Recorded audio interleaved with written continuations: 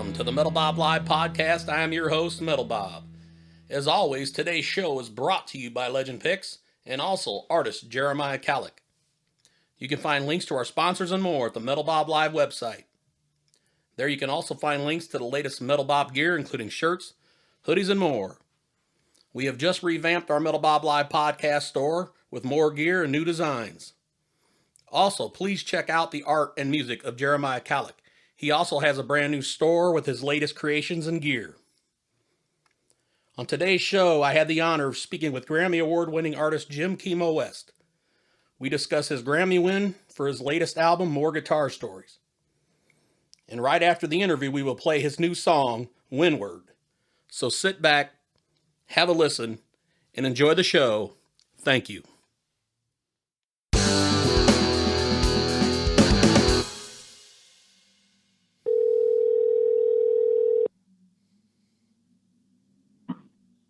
Hello.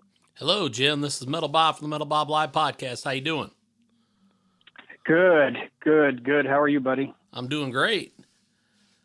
So is it fair to say now we can call you Jim West, the Grammy-winning award artist?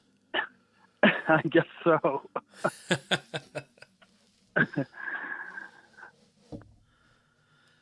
So how's it make you feel to win that Grammy finally? Well, it was a surprise. I didn't expect to win. It was actually a surprise to get nominated, actually. But to win was quite a shock, but a good shock. Yeah, well, you were nominated before for your original Guitar Stories, and now you got More Guitar Stories that finally did it for you. Yeah, actually, the one that got nominated before was called Moku Maluhia, Peaceful Island. That got nominated. The first Guitar Stories didn't, but okay, my bad. But yeah. No, I did have a nomination for Moku Maluhia, and so that was quite a surprise. It was a good day. Well, congratulations to you on that, sir. Thank you. So how's your day going, and what's Jim West up to? Well, I'm kind of just getting started here. I've got things have been real busy since I've won the Grammy, and I've had a lot of things to do and a lot of calls and interviews and stuff. It's all good. Today is more or less a day where I've got to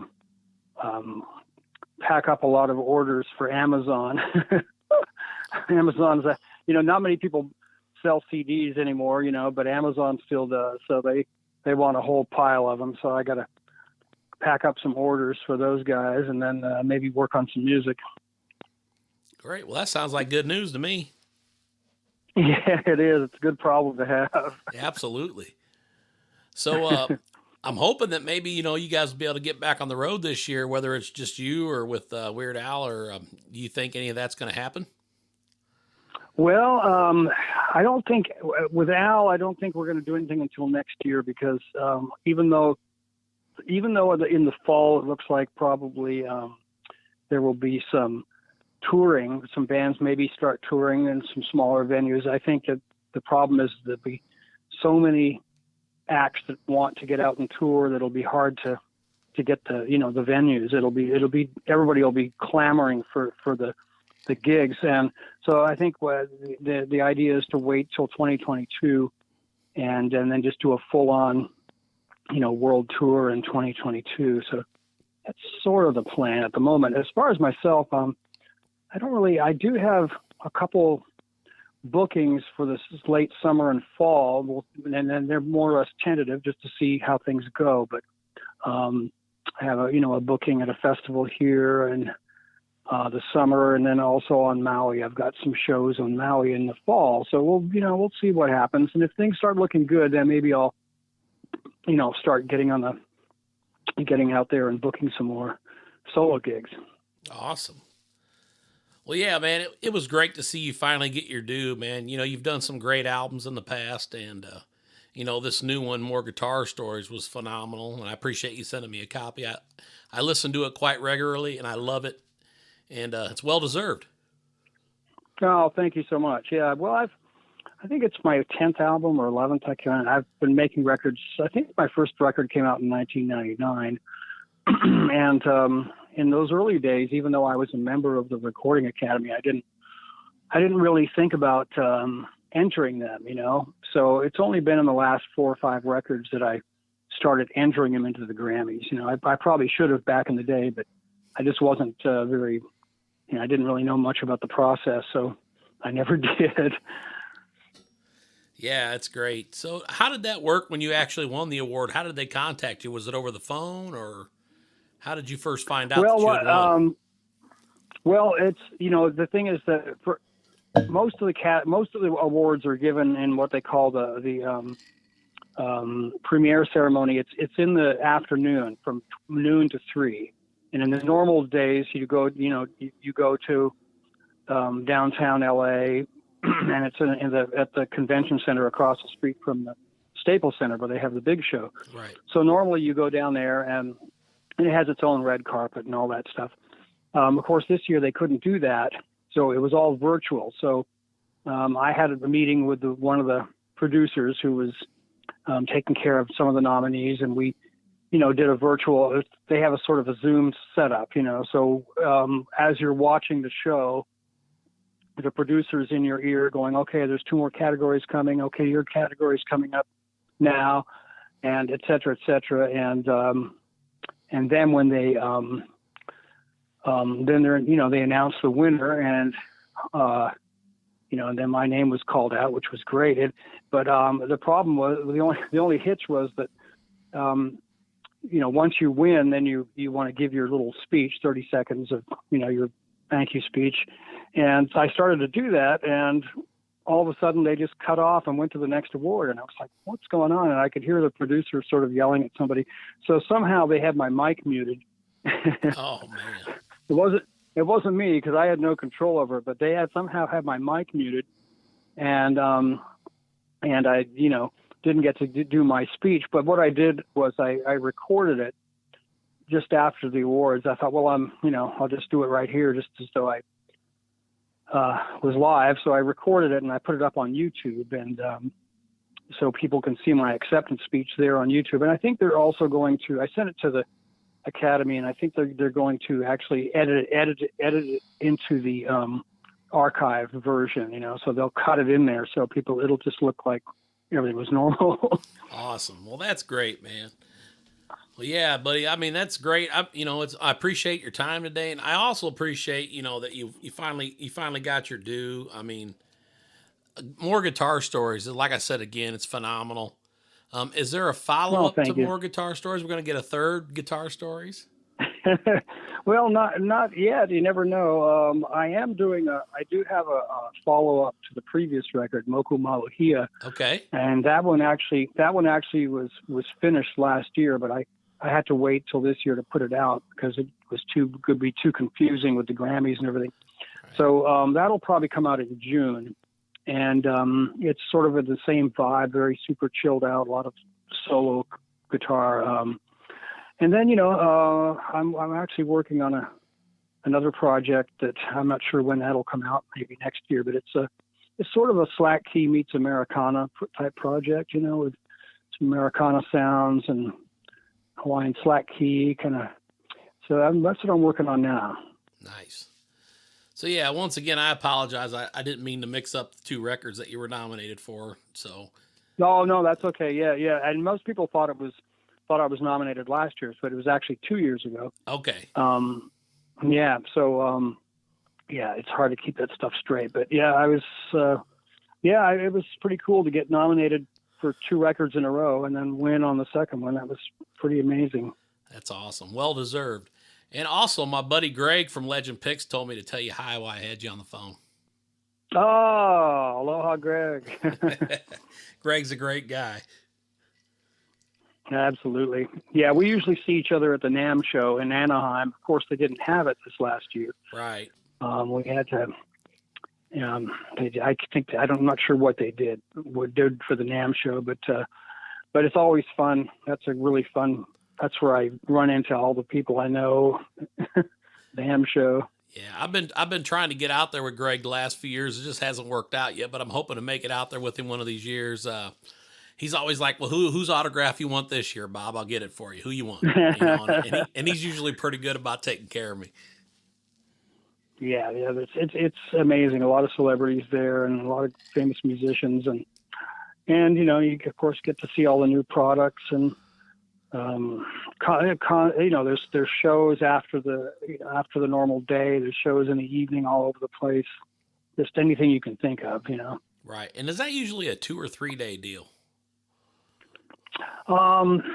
It's usually, I think it's 4 days: Thursday, Friday, days. Saturday, Sunday. Okay. Yeah, and I think Wednesday is just for the exhibitors. I think they have a special day that's just open to the exhibitors. But yeah, 4 days, and I've gone every year for, so many years, and last year was the first time I missed it. Oh, wow. Do you ever get down to the Winter NAMM? I know they have another one in Nashville. No, I have not been to that one. I was just curious. I know that the Anaheim one seems to be the bigger draw, so I was just curious how it compared to the one another. So yeah, the Anaheim one is the really, really, really big one. I guess there's a real big one in Germany too, Frankfurt. It's called Music Messe or something. Yeah, it's supposed to be huge too. But the Anaheim one is, the convention center is massive, and it's still even not big enough for the show, but there's just nowhere else to put it, you know. Wow. It is overwhelming. Awesome. But the funny thing about the NAMM show is you walk in and you hear every kind of instrument playing all at the same time. So it's kind of like this, cacophony of sounds. You hear somebody playing a trumpet, and then you hear somebody playing drums, and then it's all different stuff playing all at the same time. That's great. That's great. So do you? Yeah, do you look forward to seeing any musicians or any certain people that you've looked up to when you go to that show? Sometimes,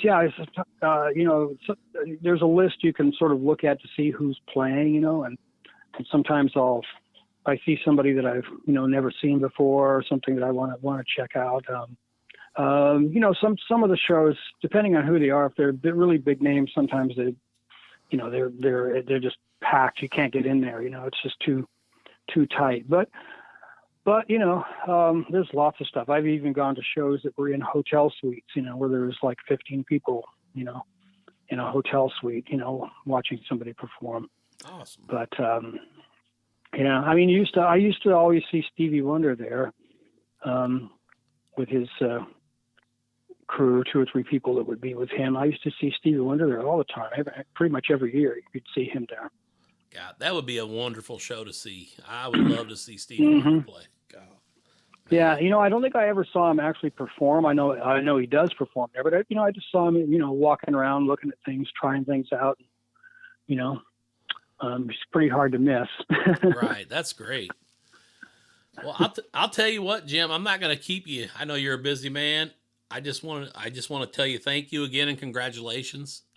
And thank you, man, Bob. I really appreciate it, man. And thanks for your time as well. Yeah, I appreciate you, and I appreciate you. Letting me do this interview, and I hope the rest of your days. Absolutely. Hope the rest of your day is great, buddy. All right. Well, you take care, my friend, and aloha to you. Aloha to you, buddy, and hopefully we can do this again. All right. Absolutely. All right. You take care. Bye-bye. Yep.